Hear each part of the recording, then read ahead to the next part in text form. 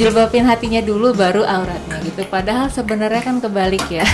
Gitu, yang maksudnya kan yang tertulis di dalam Al-Qur'an itu adalah menutup aurat. Itu memang kewajiban kita sebagai seorang muslimah gitu.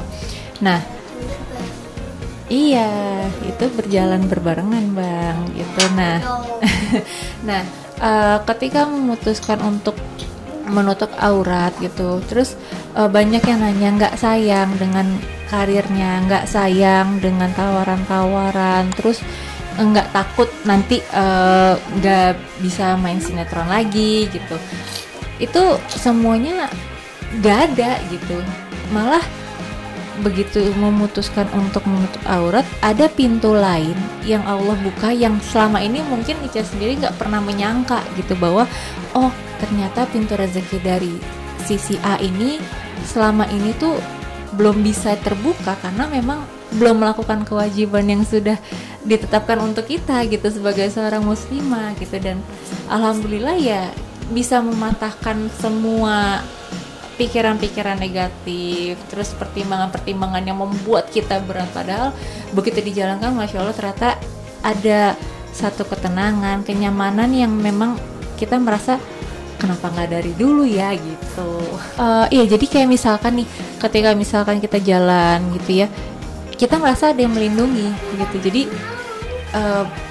ada satu kenyamanan yang kita nggak rasakan gitu sebelumnya. Jadi dan itu memang ya itulah ya semua proses kan gitu. Tapi ya alhamdulillah sekarang juga masih belajar dan berusaha lagi untuk bisa lebih baik lagi ke depannya. Tapi ya yang jelas kalau misalkan memang ketemu sama teman-teman yang kita juga masih sama-sama belajar, kita juga sama-sama saling bilang itulah ya, kita memang ada prosesnya. Tapi kalau misalkan kita boleh bilang kenapa kita nggak dari dulu aja gitu melaksanakannya. Tapi kan ya proses setiap orang juga beda-beda.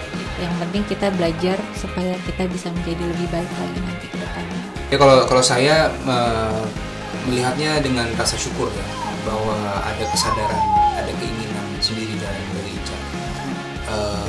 Ica menyampaikan dia mau pakai jilbab itu sebenarnya mendekati hari kita nikah sebenarnya. Karena baju pernikahan kita itu didesain awal itu tanpa jilbab sebenarnya. Nah setelah desain itu jadi, kemudian Ica menyampaikan Ica mau pakai jilbab. Akhirnya dirubahlah konsep baju pernikahan kan. Jadi di tengah-tengah itu Ica mau pakai jilbab gitu ya.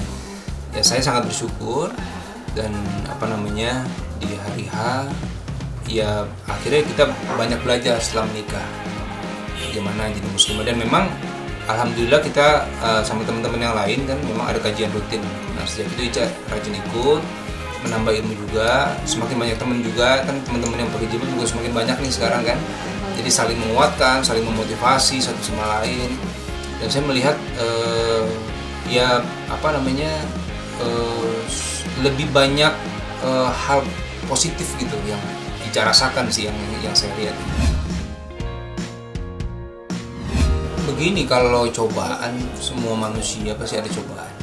Tapi kan di dalam Quran kan Allah berfirman itu kan cobaan itu tidak akan melebihi batas kemampuan kita. Jadi insya Allah sih semua bisa kita hadapi dengan baik sepanjang kita memohon, kita meminta gitu ya.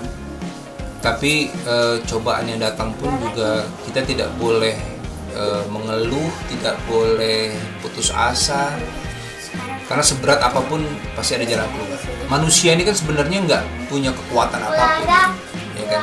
Manusia itu hanya makhluk yang lemah yang butuh banyak bantuan, baik bantuan dari orang lain maupun bantuan dari yang menciptakan kita. Gitu. Jadi ya sebisa mungkin kalau ada masalah atau ada cobaan dan sebagainya, ya kita berusaha kembalikan dulu sama yang Maha Kuasa kan, sambil meminta jalan keluar terbaik. Nah insya Allah pelan-pelan tuh biasanya pasti ada jalan keluar. Sebenarnya kalau di dalam perjuangan sampai sekarang pun juga masih berjuang ya, masih belajar untuk bisa lebih dekat lagi sama Allah gitu, terus bisa lebih taat lagi, bisa lebih memperdalam lagi semua ajaran-ajarannya gitu. Tapi memang yang kayak tadi kan dia bilang bahwa yang namanya kehidupan itu kan nggak mungkin lempeng aja gitu. Kalau misalkan ada yang memiliki kehidupan seperti itu, wah semua orang juga ingin gitu ibaratnya. Tapi kan nggak mungkin, karena pasti akan ada ujiannya gitu. Bahkan Nabi aja juga setiap kehidupannya kan memiliki ujiannya masing-masing dan berbeda-beda gitu. Begitu juga kita gitu. Apalagi kita yang cuma manusia biasa yang nggak punya kekuatan apa-apa, yang memang yang bisa kita lakukan adalah kita berdoa sama Allah, kita minta tolong sama Allah, dan apapun itu ya kita mohonnya sama Allah gitu. Jadi yang selain kita berusaha semaksimal yang bisa kita lakukan gitu, tapi kita juga jangan melupakan bahwa semua yang kita lakukan, apapun itu, sekecil apapun itu, semua itu atas izin Allah gitu. Jadi kalau misalkan kita mau yang enaknya aja ya masa iya sih gitu kan, gak mungkin cuma dikasih yang enaknya aja gitu. Gimana caranya kita tetap bisa istiqomah, kita bertahan, apapun keadaan kita tetap dekat sama Allah. Kalau masalah dikabulkan atau tidak itu nggak dikabulkan cepat atau tidak itu kan bagaimana Allah ya sebenarnya. Kita nggak bisa memaksakan keinginan kita juga seperti itu. Tapi kalau saya pikir apapun ibadah yang dilakukan, mau itu sholat ya, mau baca Quran, mau tahajud seperti Mbak bilang ya, puasa sekalipun, ketika menjalankan itu dengan ikhlas, dengan sepenuh hati, maka akan ada ketenangan dalam hati dan akan lebih merasa damai dalam hatinya. Jadi kalau saya sih itu paling, kalau pengalaman spiritual dalam ibadah ya. Kalau bicara tahajud ya, tadi Mbak singgung tahajud ya, memang ini sholat yang sangat istimewa menurut saya. Selain sholat fardu, memang sholat tahajud ini punya keistimewaan. Banyak kemudahan dalam hidup yang kita rasakan kalau kita melakukan sholat tahajud. Itu kan Bapak rasakan juga pengalaman. Itu ya betul, sering kali memang. Jadi bermula dari Ustadz yang menyampaikan ke saya dan teman-teman yang lain ya, bahwa jangan pernah meninggalkan sholat tahajud karena banyak keutamaan dan bisa dirasakan dampaknya langsung ke dalam diri kita masing-masing. Mungkin setiap orang punya pengalamannya beda-beda. Tapi kalau saya merasakan, alhamdulillah banyak kemudahan, adik, banyak kemudahan yang saya rasakan di dalam hidup ketika melaksanakan sholat tahajud itu. Nah, mungkin teman-teman yang lain juga pasti punya testimoni yang berbeda mungkin ya. Tapi kalau yang saya rasakan seperti itu. Iya, mungkin ada beberapa statement tentang dunia entertain dengan semua hal baik buruknya ya. Tapi kalau saya sama Ica memandang dunia entertain itu cuma profesi aja, pekerjaan aja. Ya kita cari sama kayak profesi yang lain lah, ya kan. Kalau masalah mencari ilmu ya kuncinya pertama harus ada niat dulu ya. Jadi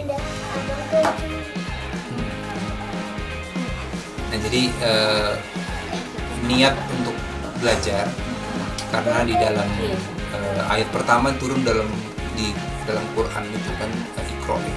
Berarti salah satu cara adalah kita membaca, banyak belajar, banyak datang ke majelis ilmu, banyak bertanya dengan orang-orang yang punya kapasitas ilmu yang baik, kemudian juga berteman dengan orang-orang yang punya pemahaman yang sama, artinya punya semangat yang sama. Sekarang di dunia entertain banyak sekali yang sudah punya minat belajar tinggi, ya kan? Udah ada banyak komunitas-komunitas kajian dan sebagainya gitu. Dan saya melihat hari demi hari itu semangat untuk belajar di teman-teman entertain itu semakin besar sebenarnya. Ditambah misalnya ya banyak ustadz-ustadz muda juga sekarang yang kita bisa dekat, bisa ngobrol, bisa banyak bertanya gitu ya. Dan saya pikir itu salah satu cara saya sama Ica kalau dalam rangka lebih banyak menambah ilmu.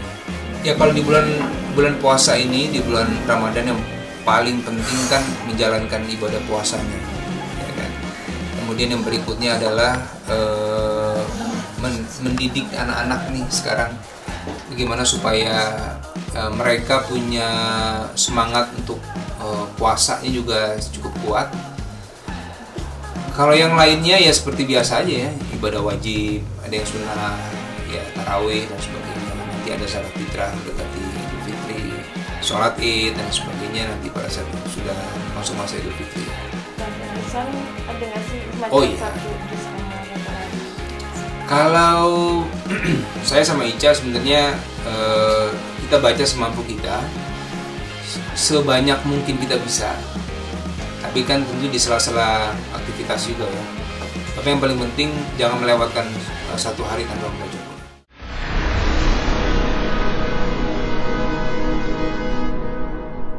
Jadi jangan lupa untuk subscribe Cumi Cumi.